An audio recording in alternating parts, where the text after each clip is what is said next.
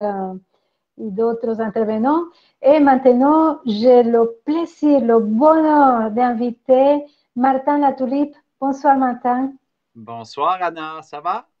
Ça va très, très bien. Alors, je vais juste vérifier de qu'on est en ligne et de que les gens nous écoutent et nous voient. Alors, parce qu'il y a toujours un petit décalage. C'est le moment que, bon, tu connais bien, tu fais des lives tout le temps, donc tu sais de quoi je parle. Oh oui, on est en ligne. C'est parfait. Alors, Martin, j'ai vraiment profité de l'opportunité que je suis avec toi de te poser ton regard sur cette situation unique que nous sommes en train de vivre. J'attendais même le moment de parler avec toi parce que je suis sûre que tu as un regard très intéressant de cette situation. Ben, écoute, je crois que malgré le fait qu'on puisse voir que c'est une situation de tension pour plusieurs personnes à l'échelle mondiale, et ce qui est tout à fait comprenable, on a des gens qui vivent des situations économiques qui ne sont pas nécessairement évidentes, on a des gens qui vivent de l'isolement, on a des gens qui vivent beaucoup de stress. Donc, tout ça, on ne veut pas le nier. En fait, on veut être conscient. Donc, on ne veut pas faire du déni, on ne veut pas faire de l'évitement. On veut comprendre aussi que c'est une période de tension à l'échelle mondiale. Certes, ceci étant dit, c'est sûr que pour moi, je ne peux pas m'empêcher, en fait, de réaliser aussi que c'est une opportunité vraiment incroyable où est-ce que la planète, en fait, elle est en train de nous parler. Évidemment, lorsque je dis ça, c'est sûr que c'est moi qui attache un sens à cela. Donc, on regarde juste au niveau écologique, alors que les politiciens, depuis des années, tentent de signer des accords comme l'accord de Paris, alors que les grands industriels tentent de réduire leur empreinte de carbone, de CO2, que les citoyens tentent de vouloir s'engager. Et en fait, il n'y a pas vraiment de changement qui se fait. Maintenant, la planète est au repos. La planète, elle est en train de respirer. Dans un monde où on dit que la technologie prend trop de place, qu'on travaille trop, qu'on n'a plus le temps de se parler, qu'on n'a plus le temps de passer du temps ensemble, que c'est métro, boulot, dodo. Maintenant, on est confiné avec les gens qu'on aime, avec notre famille. Et ça nous force, en fait, je pense, à faire une réflexion sur l'essentiel. Ça nous force euh, certes, à faire face à l'inconnu. Mais j'adore cette phrase-là de Osho qui dit le vrai courage, c'est une histoire d'amour avec l'inconnu, en fait. Et présentement, ben, on fait face mondialement à une situation qui nous est inconnue. La façon dont on va décider de le gérer, je trouve que c'est là que ça devient extrêmement intéressant. Donc, moi, ce que j'invite les gens à faire souvent, c'est de dire, hey, d'abord, avant tout, et si on s'enracinait dans le moment? Et je pense qu'il y a deux façons de s'enraciner. Numéro un, c'est comme j'ai dit tantôt, c'est dans la réalité. Il ne faut pas faire de déni. Si c'est difficile pour toi, c'est OK, mais il y a des façons de réagir aussi différentes, de ne pas s'isoler. Oui, on faut tout qu'on s'isole physiquement, mais ça ne veut pas dire qu'il faut qu'on s'isole émotionnellement. On peut être en contact, on peut faire des FaceTime, on peut participer au sommet de la conscience. Il y a toutes sortes de choses qu'on peut faire. Donc, l'enracinement, souvent, c'est d'accueillir la réalité qu'on est en train de vivre. Et l'enracinement, par la suite, selon moi, c'est la réponse qu'on va avoir par rapport à la situation. Donc, c'est là qu'il faut être créatif, c'est là qu'il faut trouver différentes solutions. Mais une chose est certaine, c'est qu'il faut trouver une position dans laquelle on va répondre. Je pense que la pire des réponses qu'on peut avoir, c'est de blâmer le gouvernement, de blâmer des compagnies pharmaceutiques, de blâmer tout le monde. Je pense que la meilleure des réponses, c'est de dire comment moi je vais répondre et de revenir vraiment à soi, de dire est-ce que je vais aider mon prochain, est-ce que je peux aider mes grands-parents, est-ce que je peux aider mes enfants, est-ce que je peux moi-même garder une bonne hygiène pendant la crise, est-ce que je peux me rapprocher des gens que j'aime, est-ce que je peux me rapprocher de mes enfants. Donc, il y a plein de façons de réagir autres que de blâmer tout le monde et de se focaliser sur la peur, de se focaliser sur le manque, de se focaliser sur l'incertitude. Tout ça, c'est réel, mais en même temps, on peut tous choisir la gratitude, l'enracinement, l'alignement, le présent. Et c'est là qu'on réalise plus que tout que l'avenir, c'est une illusion qui nous crée énormément de stress. L'avenir n'existe pas en fait. Tout ce qui compte, c'est le présent maintenant et d'être capable d'encapsuler ces journées-là qui nous sont offertes. Moi, je trouve que après avoir accueilli la réalité, je pense que les gens ont une opportunité fantastique, historique en fait, de revenir à l'essentiel et de se poser des questions qu'on sait tous qu'on devrait se poser. Mais là, maintenant, ben, c'est un petit virus qu'on appelle le coronavirus qui nous amène en fait à nous poser ces questions-là. Je pense que de cela, il y a d'énormes possibilités de croissance pour l'humanité, pour l'entraide, pour la solidarité. Donc, je veux dire, comme dans chaque chose, hein, on peut voir que le négatif, mais je pense qu'il y a beaucoup de choses positives aussi que peut-être qu'on ne ressent pas maintenant ou qu'on ne voit pas, mais si on décide d'être discipliné et d'essayer d'avoir un œil sur qu'est-ce qui est positif dans tout cela, je crois que la liste, elle est très, très longue. Et toi, qu'est-ce que tu ressens dans ton corps en cet instant, pas en cet instant, en ce moment que nous sommes en train de vivre? Ben, moi, je ressens honnêtement maintenant, je ressens une très, très, très grande paix. Je vous dirais qu'après quelques jours de chaos, parce que nous, on a 2 enfants à la maison, donc on a un garçon de 13 ans, une fille de 10 ans. Donc, après la lune de miel, d'être à la maison pendant quelques jours, ben, la lune de miel a pris fin. Et là, ils peuvent plus aller voir les amis, ils peuvent plus faire ceci. Donc, en fait, nos enfants étaient en perte de contrôle. Alors, ben, ils se sont mis à râler un peu plus, c'est un petit peu plus difficile. Donc, il a fallu que moi et ma femme, on soit extrêmement créatifs pour créer une routine, en fait. Donc, eux, ils ont une routine lorsqu'ils vont à l'école. Là, il n'y a plus de routine ou la routine que l'on propose ne les satisfait pas. Donc, on a eu vraiment à être hyper créatif pour les impliquer, en fait, pour leur donner un sens de contrôle sur l'horaire de la journée, sur ce que nous, on s'attendait d'eux et ce qu'eux voulaient faire pendant le confinement. Donc, on essaie d'être conciliant là-dedans. Mais tout ça, ça a fait partie de quelques très belles réunions de famille. Et là, maintenant, ça fait peut-être une semaine que la paix est revenue. On est vraiment en harmonie. C'est fantastique. On fait des bricolages, on va marcher dans la forêt, on fait des activités. Ils ont le droit à leur temps d'écran telle période. On fait de l'activité physique. Donc, je te dirais que maintenant, on est vraiment à un moment où c'est qu'on vraiment on accueille et on vit pleinement le confinement.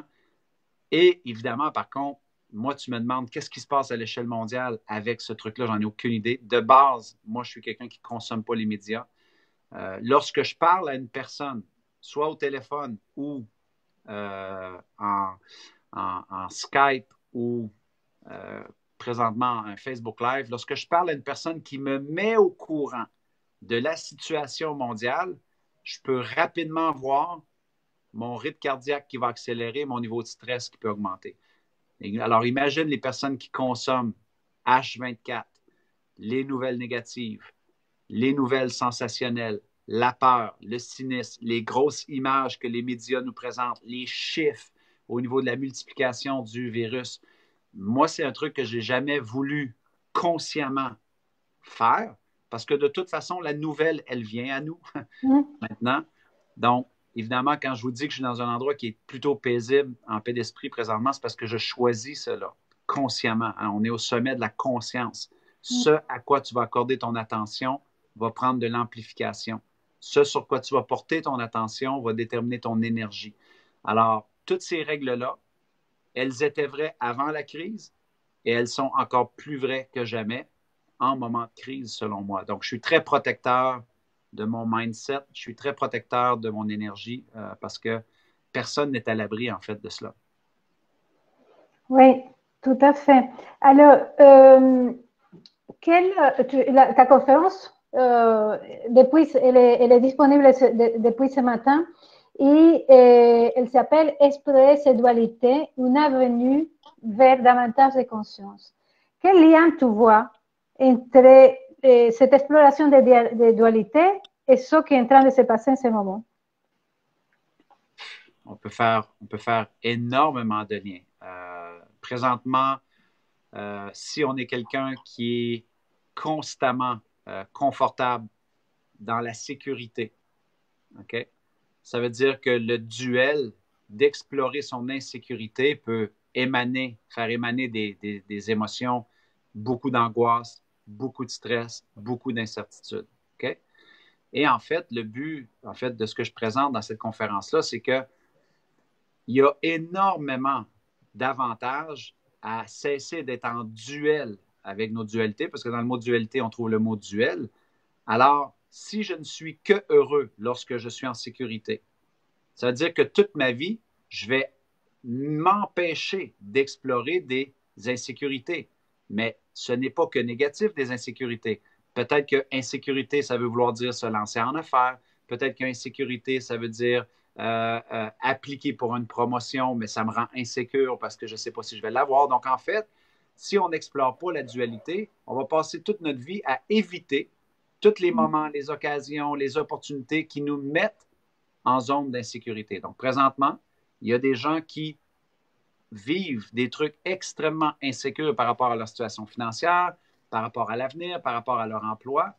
Et ben, moi, j'aime de dire aux gens que présentement, le sens que tu attaches à ta dualité, donc le sens que tu attaches à insécurité, est probablement la seule chose sur laquelle tu as un contrôle.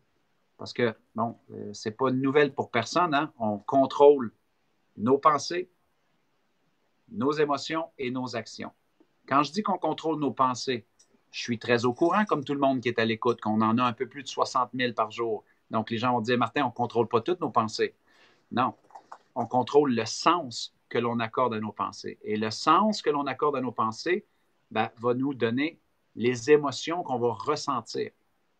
Et ça, on peut le traiter. Ça, on peut scripter. On peut décider le sens qu'on accorde. Donc, par exemple, si moi, je suis chez moi et que je suis en dualité parce que pour moi, la sécurité, c'est mon identité, c'est qui je suis. Et tout ce qui représente l'insécurité, je ne l'ai pas fait complémentarité. Je l'évite.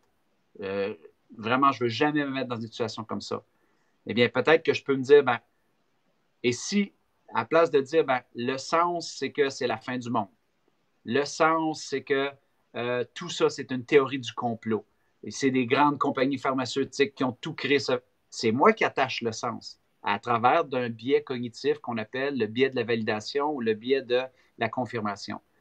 Mais en même temps, en ayant ce sens-là, eh bien, je suis en train de nourrir le stress. Je suis en train de générer davantage de cortisol.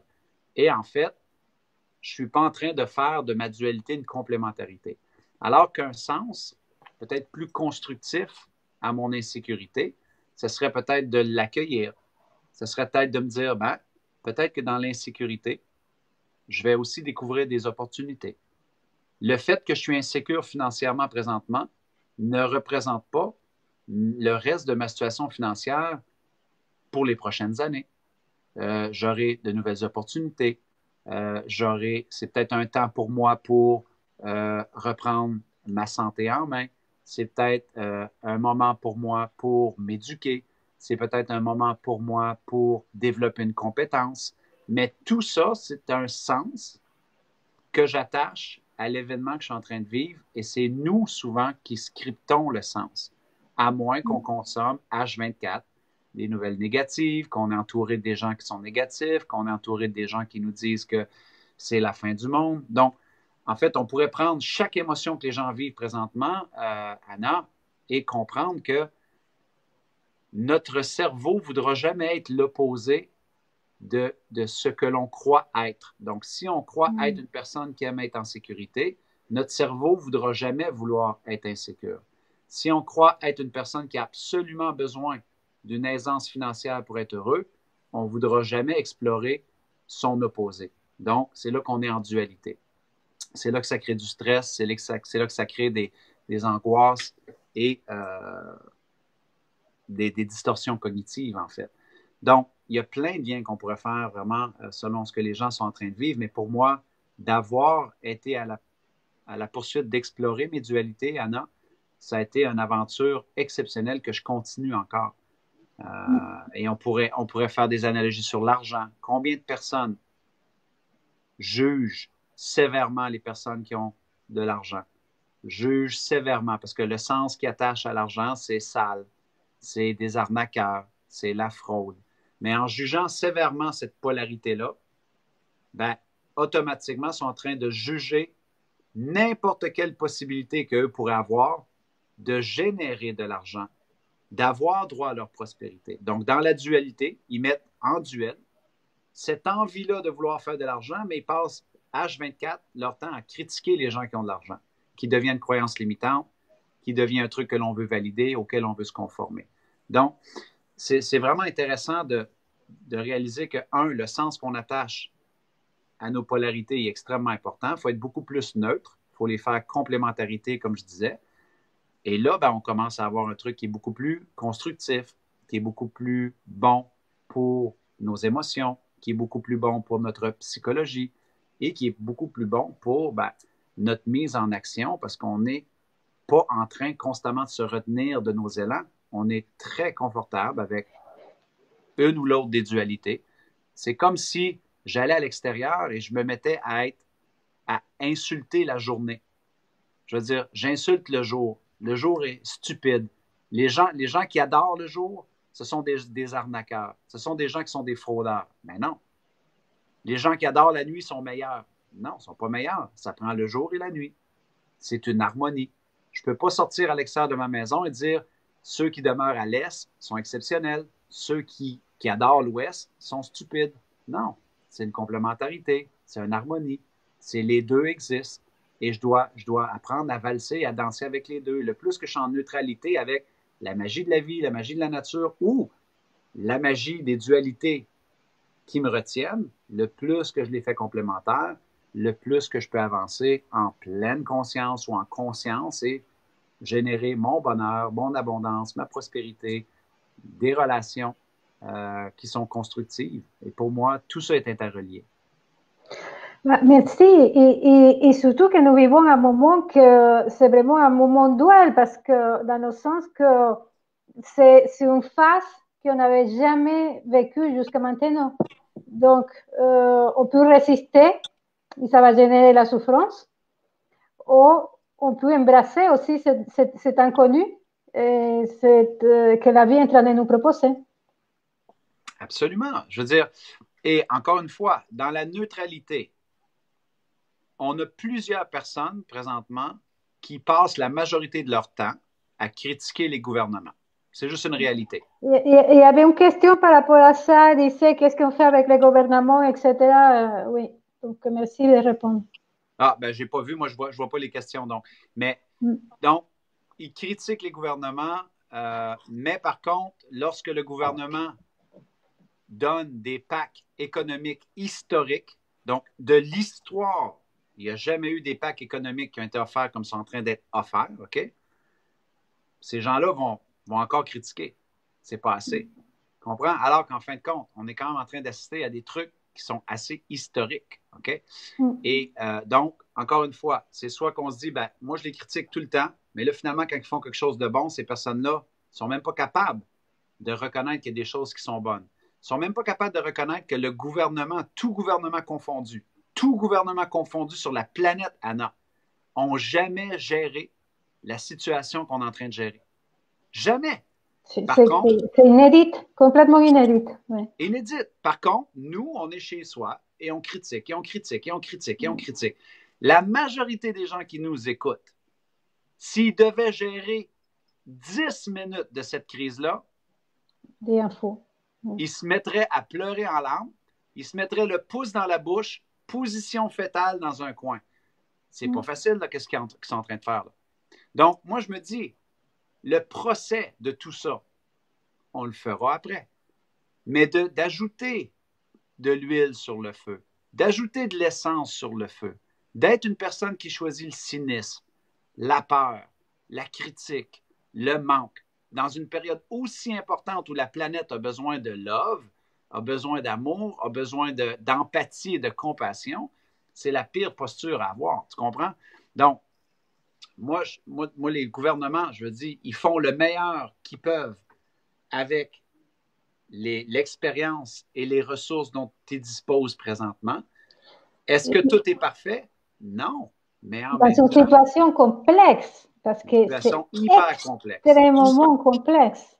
Hyper complexe. Donc, je pense que de se mettre dans l'empathie, de se mettre dans la compassion, et en fait, Anna, ultimement, pour moi, ma position là-dessus, c'est responsabilisation individuelle. OK? Regarde juste l'environnement. Combien de personnes lapident le gouvernement? Constamment. Que le gouvernement fait pas assez. Que le gouvernement fait pas ceci. Le gouvernement fait pas cela. Mais tu vas chez ces personnes-là, ils font pas le recyclage, ils font pas le compost, ils font pas ceci. Eux-mêmes ne passent pas le balai sur leur propre entrée de porte, mais ils critiquent, par contre, tu comprends, tout ce qui est fait. Donc, moi, je pense que dans un contexte comme on est en train de vivre présentement, même si on veut avoir une notion d'entraide et de solidarité, commençons d'abord avant tout à dire, est-ce que moi, je respecte les règles? Est-ce que je me confine? Est-ce que tout ce qui est distanciation sociale, distancement social, hygiène, est-ce que je sors seulement pour mes besoins essentiels? Ne serait-ce que de me responsabiliser moi et de faire top, nickel ce qui doit être fait, me rendre au service des personnes âgées qui ne peuvent pas aller faire leur épicerie et leur dire je m'en occupe, je le fais. Donc, toute cette notion-là part, selon moi, d'une responsabilité individuelle. Mais regarde dans des pays. Combien de pays qu'il y a des gens qui ont pensé que c'était une grosse blague et qui n'ont pas pris leur responsabilité individuelle et qui n'ont pas fait le distancement social et qui n'ont pas fait l'hygiène et qui continuent à aller dans des mouvements de foule. Et là, on voit que tout ça, c'est en train de se multiplier et on se dit, OK. Donc, moi, je me dis, on pourra faire l'évaluation de tout ça à la fin. Les gouvernements, les médecins, pensez aux médecins. Moi, je suis tellement en compassion, Anna, pour les médecins, les Même travailleurs policiers. compassion, admiration, parce que c'est des gens qui sont en train de donner tout, en fait.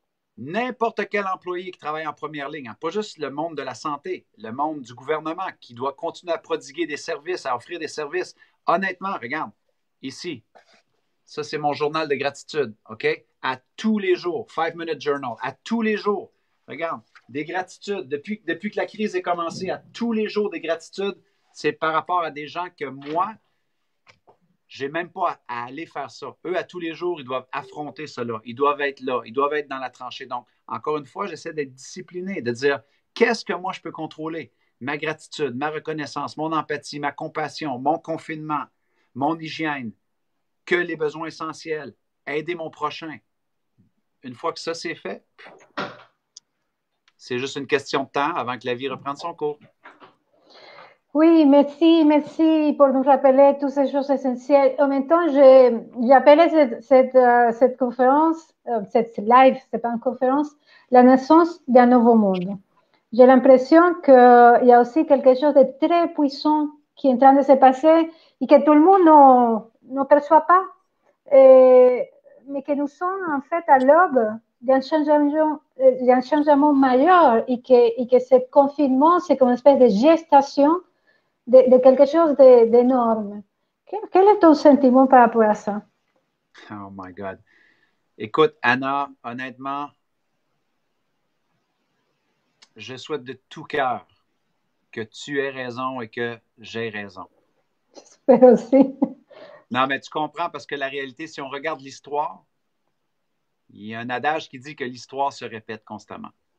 Donc, quand je dis ça, je ne veux pas être cynique. Je dis juste que, comme la majorité des gens qui assistent présentement peut-être au live, je sens qu'il y a un point de bascule. Je sens que les consciences sont en train de s'élever. Je sens que les gens sont plus ouverts à la responsabilité citoyenne parce que ça ne va pas passer par l'État.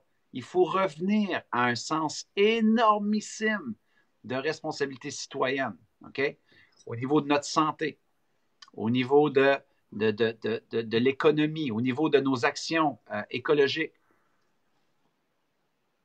Mais j'ai aussi une partie de mon cœur, lorsque je regarde à quel point des gens se déresponsabilisent maintenant, en plein milieu de cette crise-là, qui ne respectent pas le confinement, qui continuent à aller faire des... parce que pour plusieurs personnes, je ne sais pas dans vos pays, mais au Canada, il y a des gens qui croyaient que tout ça, c'était une grosse vacance. Donc, ils appelaient leurs amis et ils faisaient des regroupements de 10, 15, 20 personnes dans les maisons à boire de la bière, à boire du vin et la fête était prise parce que tout ça, c'était une blague. Donc, ici, c'est un petit peu différent. Hein. Je trouve qu'il y a beaucoup de civisme. Après, je ne sais pas, je ne suis pas dans toutes les maisons de français, mais pour ce que je peux voir, hein, ouais, les gens sont en train de le respecter. Ben, c'est ça, c'est que je l'espère. Donc, c'est qu'on a eu, je ne veux pas généraliser, mais on a eu des trucs qui ont été répertoriés, qui ont été documentés, qu'il y avait certaines poches de la population qui résistaient. Donc, pour moi, mon souhait, tu me parles de renaissance, j'ai des frissons. Parce que je me dis, oui, oui, que, que va-t-on apprendre de cela? Parce que je crois que la plus grosse opportunité de renaissance, ben, c'est l'opportunité de se poser la question, qu'allons-nous faire de différent au lendemain du COVID-19? Parce que si on retourne faire la même chose qu'on a toujours fait, il n'y aura, pas de renaissance. Donc, tu regardes des gens qui travaillent H24, 7 jours par semaine, qui ne voyaient pas leur enfant. Je ne vous demande pas d'être confinés après le COVID-19, mais si vous preniez le temps d'être plus en connexion avec votre famille, si vous preniez le dimanche pour être en famille tout le temps et pas toujours être sur vos téléphones intelligents, même lorsque vous êtes en congé le week-end, et si vous preniez le temps d'aller marcher en forêt présentement, OK? Et après aussi, et si vous preniez le temps de peut-être de ne pas prendre votre automobile 2 ou 3 jours par semaine et faire du covoiturage pour laisser respirer la planète, OK? Donc, quelles sont les actions citoyennes que l'on peut faire pour aider Mère Nature, aider la population, aider l'économie à être dans une logique beaucoup plus écologique, que ce soit une écologie financière, que ce soit une écologie économique, que ce soit une écologie entrepreneuriale. Qu'est-ce qu'on peut faire? Écologie familiale, écologie humaine. Qu'est-ce qu'on peut faire qui sera différent après? Et ça, c'est un truc qui m'intéresse parce que selon moi, oui, il y a une possibilité de renaissance énorme. Et j'ai une petite partie de mon cœur qui a une peur parce que, regarde, je sais que c'est élémentaire comme comparaison, mais regarde lorsqu'il y a une poussée d'entraide pour un cynisme, un séiste à l'échelle mondiale. Admettons qu'il y a un tremblement de terre à tel endroit. La population mondiale va se fédérer, on va envoyer de l'aide, tout le monde va avoir un élan d'empathie, de compassion, et habituellement, 1 mois après, 2 mois après, tout est fini.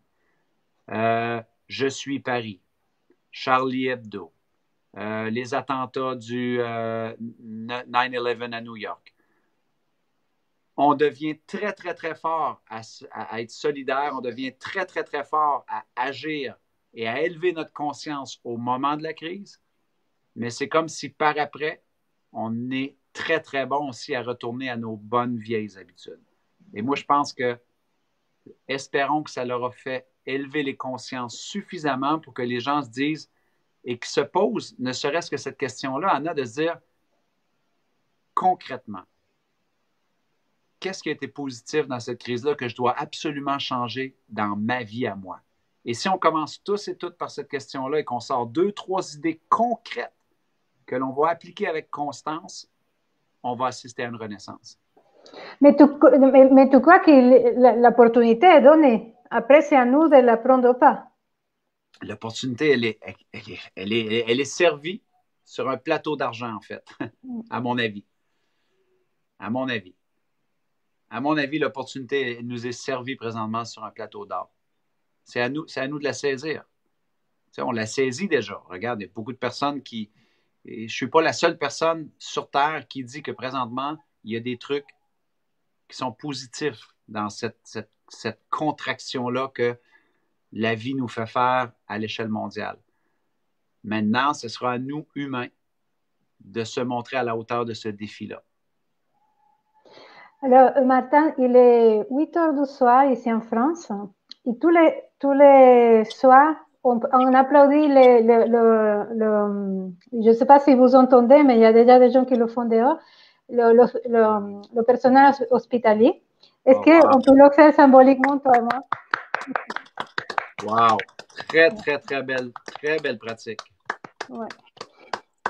Symboliquement pour retourner à tout le monde. Mais tu vois, ça, c'est un exemple.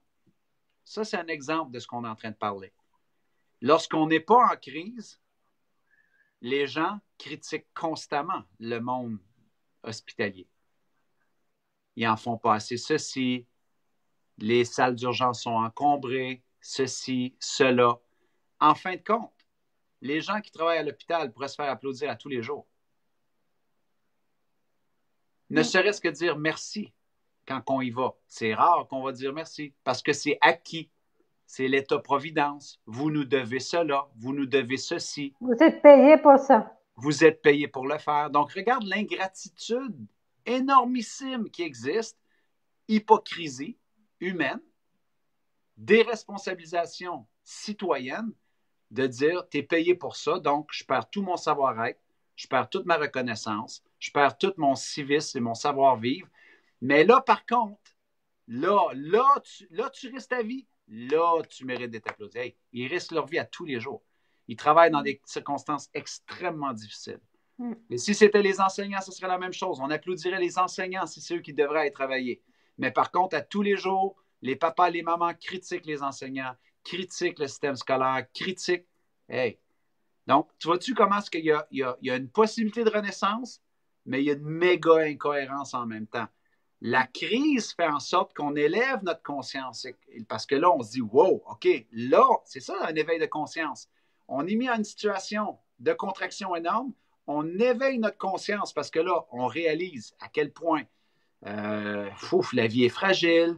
Wow, il y a des gens qui risquent leur vie. Mais en fait, on devrait toujours vivre dans un état de conscience qui est quand même beaucoup plus élevé que en général. Mais là, cette crise-là élève nos consciences, nous fait prendre conscience de l'essentiel, nous fait réaliser à quel point la vie est fragile, nous fait réaliser à quel point nos acquis ne sont pas tellement acquis. Et là, finalement, là, on est dans la gratitude, là, on est dans la reconnaissance. Mais moi, je souhaite que cet élan-là, moi, Anna, tu me connais, moi, je vis ma vie comme ça. Dans n'importe quelle personne qui est inscrite à ma liste de distribution, j'exprime ma reconnaissance constamment. Je suis dans la gratitude constamment. Je suis dans la générosité constamment. C'est mes valeurs humaines. Je trouve juste triste que des gens, souvent un mois ou un mois et demi après une crise, oublient ces choses-là qui pourraient vraiment donner un élément de renaissance énormissime à la planète. Et je pense que ça commence par un examen de conscience.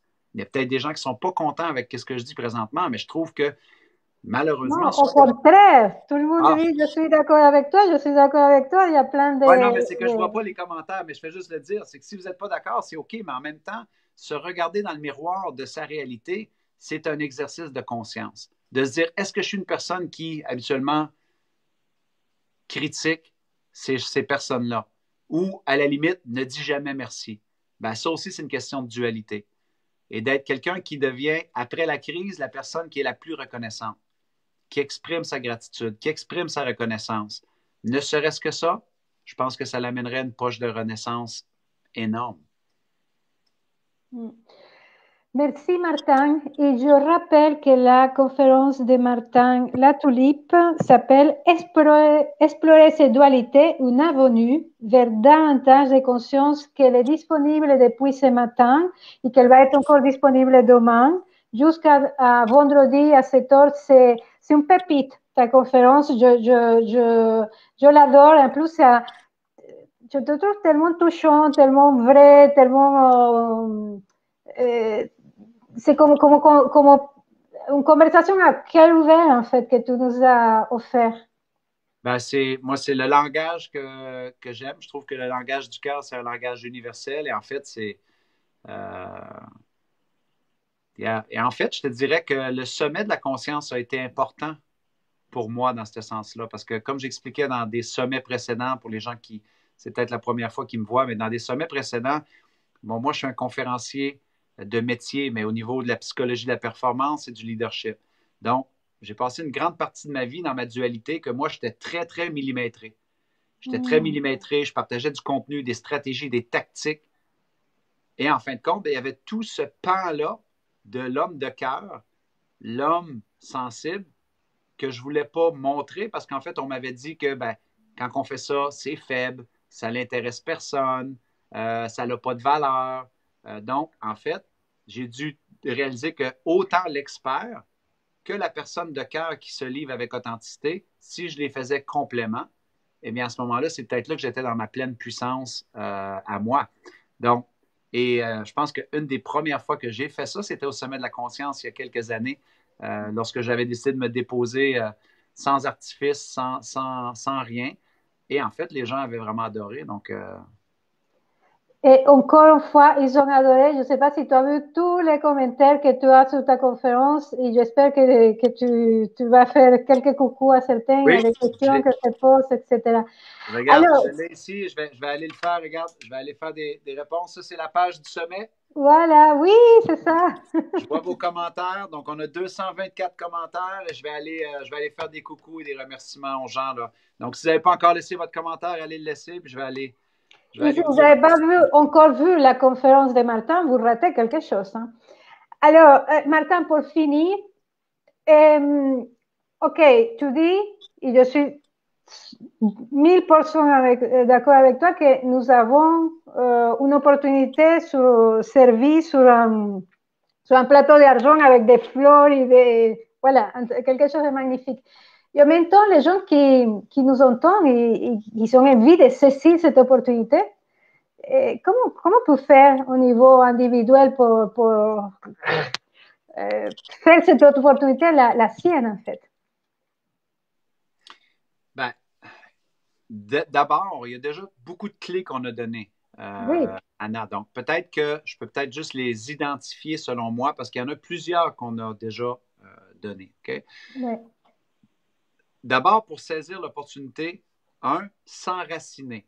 Si tu nous écoutes présentement et toi, tu es stressé et tu as peur, et c'est OK. Aucune culpabilité ici, c'est normal. La planète au complet est en tension. Donc, il faut s'enraciner dans sa réalité. Si on fait du déni et de l'évitement, on ne pourra pas saisir l'opportunité parce tu comprends, on ne sera pas dans l'accueil. Donc, il faut s'enraciner par rapport à la réalité. Deuxièmement, il faut s'enraciner par rapport à notre responsabilité. Tu sais, dans les années 90, le défunt Stephen Covey, qui avait écrit un livre qui s'appelait Les 7 habitudes des personnes qui réussissent tout ce qu'elles entreprennent, il avait fait un jeu de mots à l'intérieur de son livre où il disait que de prendre l'entière responsabilité dans sa vie et de vivre dans un état d'esprit de pleine responsabilité, ce n'était en fait que de scinder le mot responsabilité en deux, qui donnait réponse et habileté. Réponse, habileté. Et en fait, ce qu'il disait que vivre 100% responsabilité, malgré les circonstances de la vie qu'on affronte, au final, ce n'est que maintenir son habileté à répondre. Donc, responsabilité, ce n'est que habileté à répondre. Et ça m'a toujours demeuré à l'esprit. Pourquoi? Parce que dans son livre, Dr. Covey il expliquait que, en général, les humains, qu'est-ce qu'ils font? C'est qu'ils lancent la responsabilité au gouvernement, aux pharmacies, aux compagnies pharmaceutiques qui ne trouvent pas de ceci, de cela. Donc, on lance la responsabilité.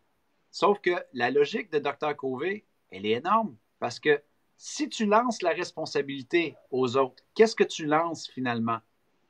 Tu lances ton habileté à répondre. Et là, tu n'as plus de pouvoir. Tu n'as plus de pouvoir.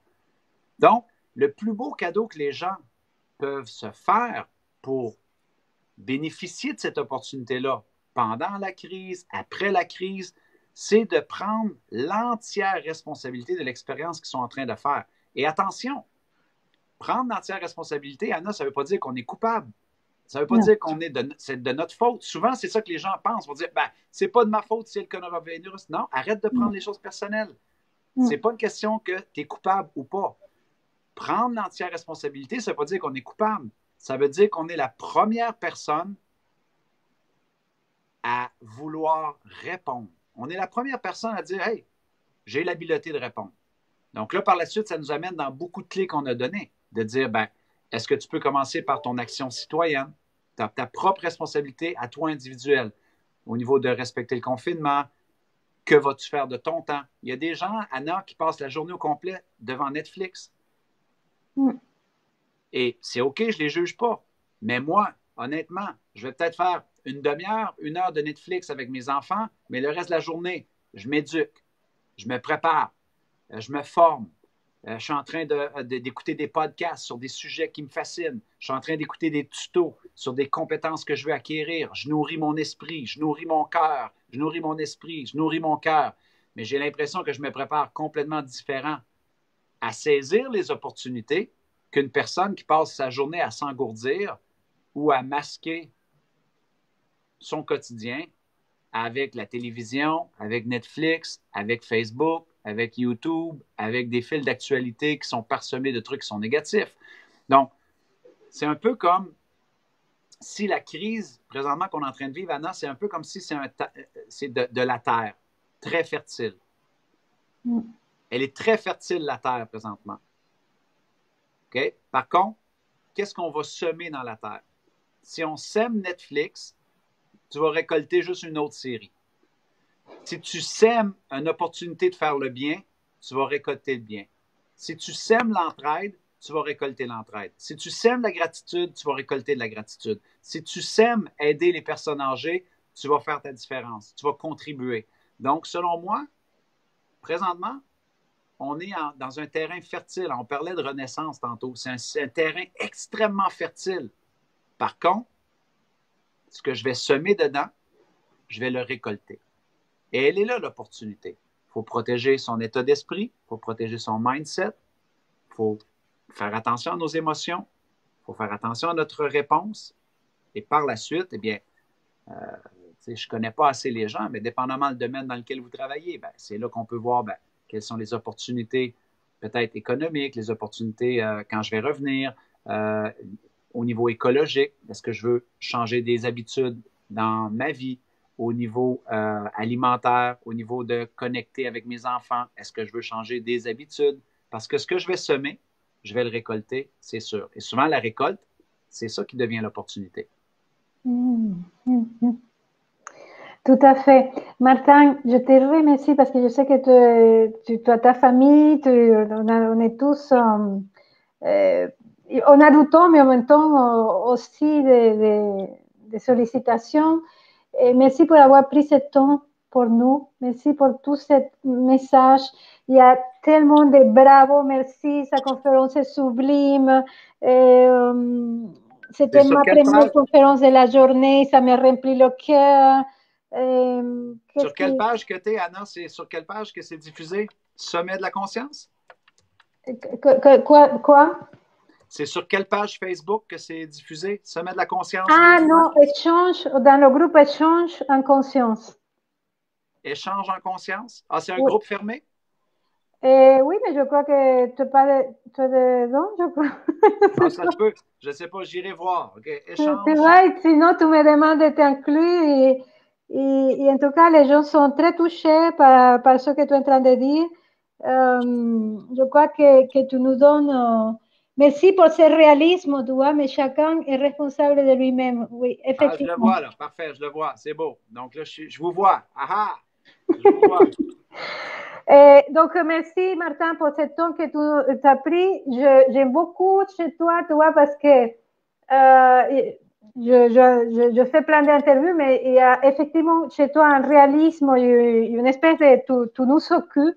Et moi, j'aime beaucoup ça parce que oui, il y a une opportunité, mais ça ne va pas se faire tout seul. Et oui, il y a une opportunité et en même temps, il y a une responsabilité aussi à prendre.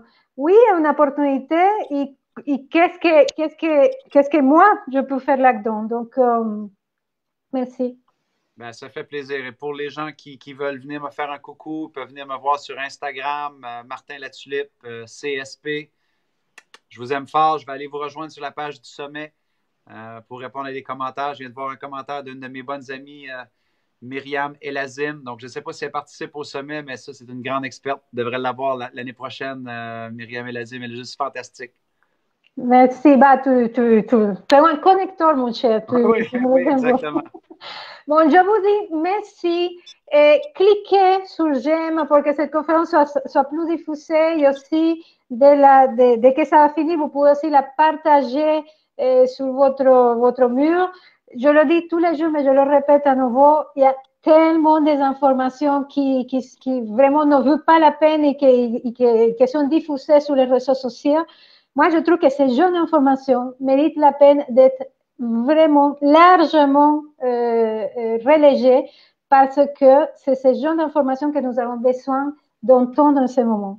Aidez-nous à la relayer, aidez-nous à la faire encore plus